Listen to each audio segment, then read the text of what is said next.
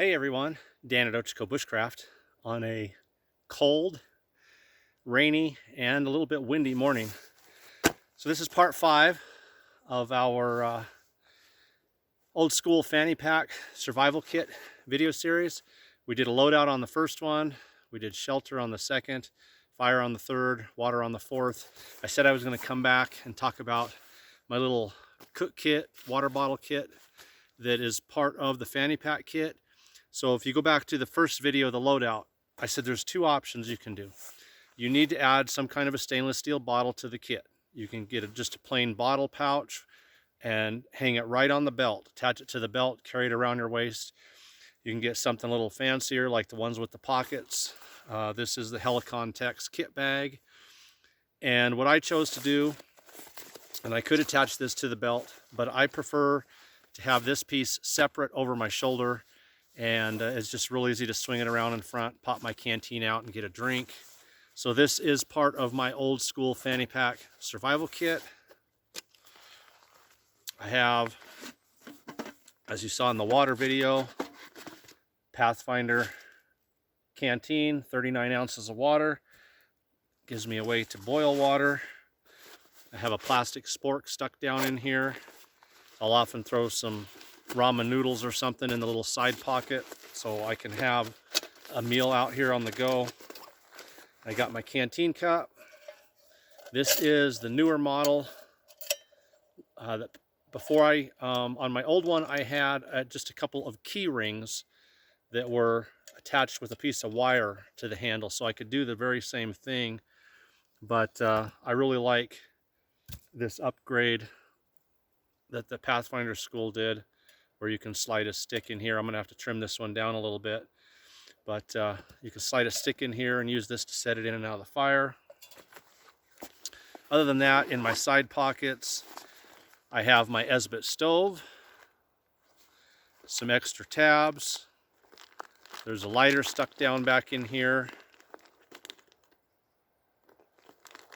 Some wet ones for cleaning up all the black off the canteen cup after I use it. And then the other side pocket, I just throw in what I want for the day. I can fit a bag of crushed up ramen noodles in here. Today I have got, and it's perfect, some hot cocoa, powdered milk, and so I have one of my Pro Meal bars and some peanut butter down in here. This is going to be perfect on this cold, wet morning. So let me show you how I use this setup. Okay, I got you guys set so you're looking down. What I like to do is dig out a little pit. I've actually dug out a long pit here because I can set up a shelter right here in front of this and do a long fire. This pit goes well back beyond the camera. But you can just take a little shovel or a rock and scrape out a little trench. That's what I want. The word I was looking for is a trench. Something to put you a little fire in. And it doesn't have to be deep, just can be a couple inches to hold a fire. And then you can use a rock on each side of it. And then just get yourself 2 green pieces of wood.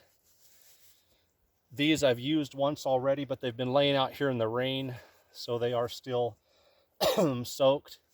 But you get yourself a couple pieces of willow, works great, green wood, and you'll just set those across your rock, and you can flatten out if you want, like I did here, just so that it doesn't slide off at all. You can flatten out the tops.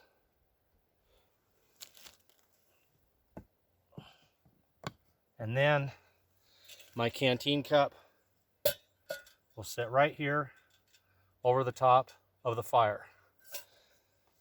Get some water in that. Oop, I got my canteen holding the camera. Hang on, guys, I'll have to wait till I pause you.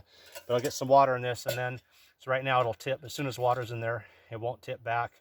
Plus I'm gonna have a stick shoved up in there Let me grab that right now, trim that up some.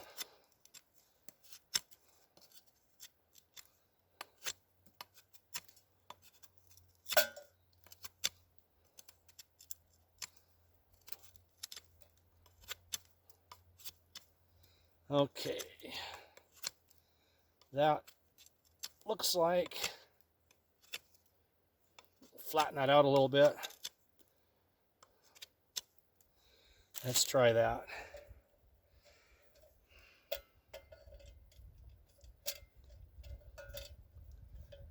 Yeah, so just like that. And then I can set this out over the fire. And that does a couple things. Number one, it will balance once there's water in here, but this stick keeps it balanced. And I don't have to get my hands anywhere near the fire. Once flames start coming up, I can grab clear back here away from the fire and maneuver whatever I'm cooking on and off the fire. So let's get this started. Get some water in the cup, and we'll get some hot cocoa cooking. But again, like I said, just, you know, I have a setup here for a camp. So I've actually built a rock reflector and a long pit. But all you need is to just take, if you don't have a shovel with you, a rock like this is perfect. Scrape out a trench a couple inches deep, and then you can use a rock on each side of the fire. That will trap more heat in here as the airflow comes through, and it will aid in elevating your sticks above the fire.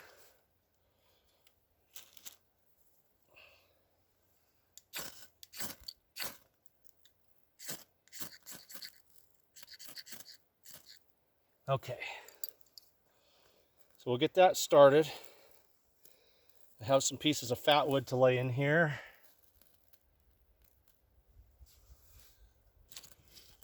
That's going to get this burning hot pretty quickly. All right, pause you guys for a minute.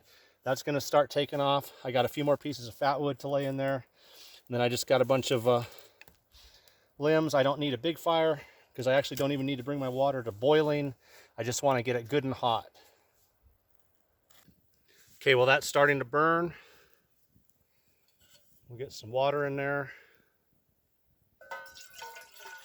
Got my measuring. I usually use about 12 ounces for hot cocoa. So it's kind of a guess because the measurements start at 16, but that's probably pretty close right there. And so I've got it on my stick. Just got these rings. If you got an older canteen cup, you can use key rings and put a piece of wire between them so you don't lose them, because they will slide off the handle.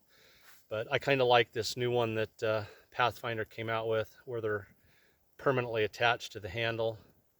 And when you're on your stick, again, pull it in and out of the fire. So let me maneuver you guys again where you can see. Okay, so I got my fire going in there. And that should be about all I need to get my water hot in just a couple minutes. So I'm gonna lay my pieces of wood in there. And those are green pieces, so they're not gonna take off and catch fire right away, even though I've used them once already. Like I said, they've been sitting out here in the rain.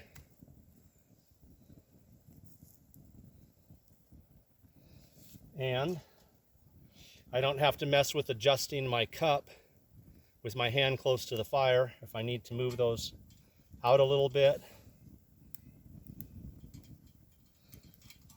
I can keep my hand completely back away from the fire thanks to the handle on this cup.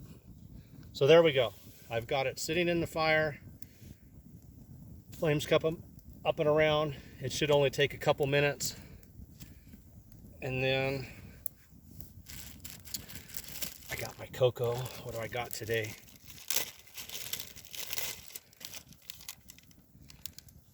Raspberry hot cocoa, Land O'Lakes. This stuff is delicious. Along with bag of powdered milk. All right, well, we'll let that get hot a couple minutes, and then we'll come back and we'll finish that off. Okay, my water is starting to bubble already. Nice. Ooh, can you hear that? Water sizzling against the hot sides. See the steam coming off there? So I've got hot, hot water there. I'm gonna just go ahead and move these off.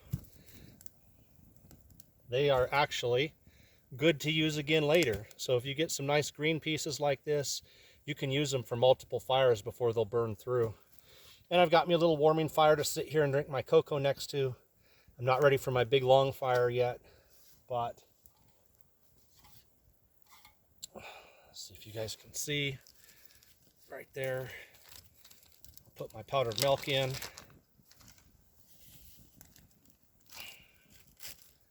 And my cocoa.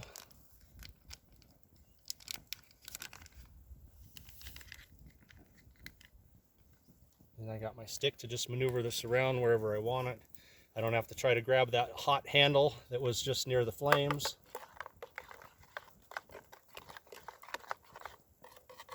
And should it start to get cold or something, I can just maneuver my two pot holders right back over this flame and heat this right back up. But I think that's going to be plenty hot. So if you guys can see that there, yeah, hot raspberry cocoa. All right. All right, let's give this a try. As you see, I got my Fanny pack hanging from a tree right behind me. Get a little fire going right here, keeping me warm. Just putting out the right amount of heat. See how hot, that might be too hot to drink.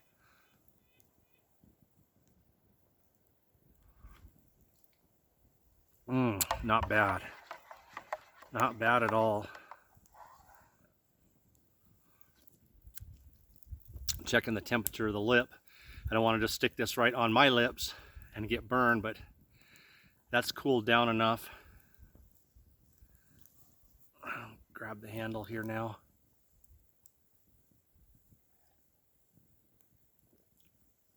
Wow.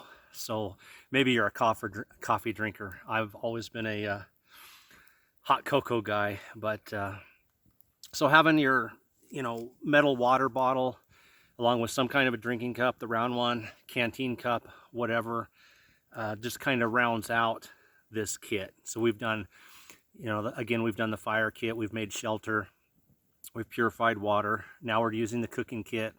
I've done videos using the Esbit stove, but the little Esbit stove is in there. If I don't want a fire or can't have a fire, I can just set this canteen cup perfectly on the little Esbit stove.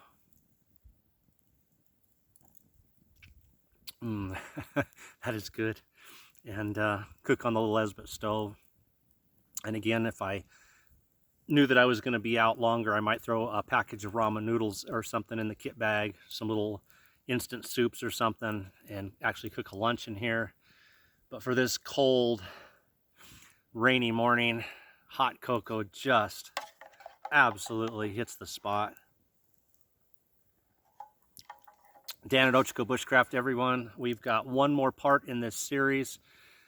If I have to postpone it for a week or two, it's the middle of hunting season right now, and I've had a shot below me and a shot above me, and I'm hoping that people can tell that deer don't talk in English and that I'm the wrong color for a deer, although I'm wearing green and the deer run through the branches and trees out here. But if I have to postpone it for some reason, we'll definitely get to it. I was hoping snow, our first snow, would come before I do my overnighter, but if not, we may just go ahead and do it anyway. So I hope you like this series. If you haven't watched all the previous 4 parts, I ask go back and check them all out, and be sure and subscribe. Take care, everyone.